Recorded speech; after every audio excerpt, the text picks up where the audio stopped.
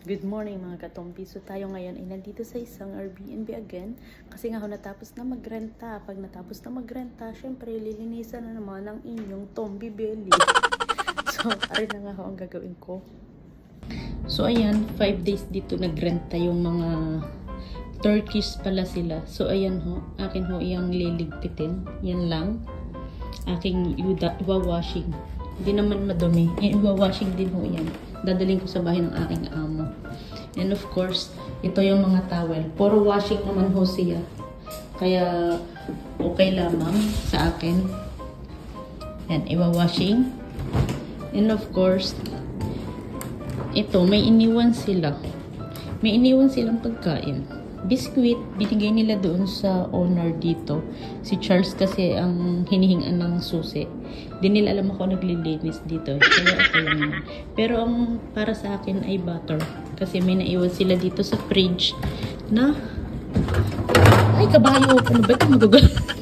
May naiwan ho silang laging butter. Okay. Salamat naman. Isang buo pa siya. At yan, beer ay kay Charles. Hindi naman ako nagiinom. Kaya para yun sa kanya. Ano?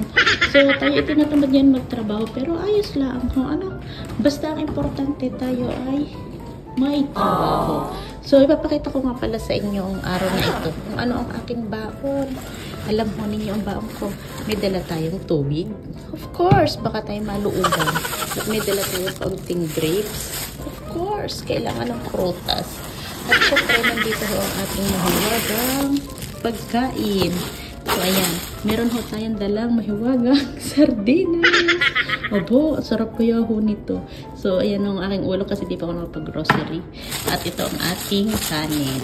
Ayan na ang ating kanin. So, diba? Kompleto rekado tayo. So, ayan ho ang ating pagkain mamaya. So, ngayon ho ako ay mag-uumpisa ng maglaba. Dadali ko na sa bahay ng amo ko. So, ayun na. Ang maganda ang weather today. Yan, makikita nyo sa labas ay super liwanag at super ganda. So, paano na? Magpapaalam na si Katombi Belly. So, bye-bye. Thank you for watching. Bye-bye ho. Have a good day.